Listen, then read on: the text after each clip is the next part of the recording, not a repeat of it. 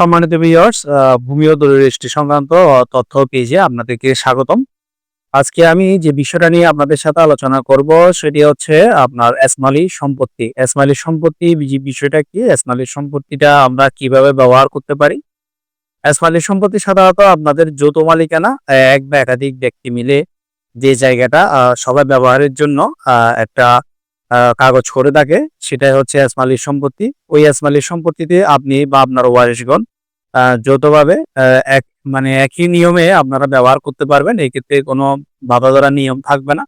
তবে একটা বিষয় না বললে নয়, এজমালি সম্পত্তি অবশ্যই রেজিস্ট্রেশন করে ফেলা ভালো। এক বা একাধিক ব্যক্তি যাদের নামে রেজিস্ট্রেশন করা হবে ভবিষ্যতে তাদের ওয়ারিশগণ এটা ভোগ করতে পারবে, ভোগ দখলে থাকতে পারবে এবং এটা সর্ব ব্যবহারের জন্য মানে তাদের যারা ওয়ারিশ আছে সবার ব্যবহারের জন্য এটা একটা থাকবে।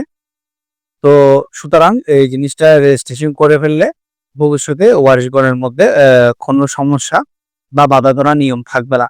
তো আশা করি বুঝতে পেরেছেন এসমালি সম্পত্তির বিষয় সম্পর্কে। আমার পেজে বা চ্যানেলে নিত্য নতুন ভূমি ও দলিল সংক্রান্ত তথ্য দেওয়া হয়ে থাকে।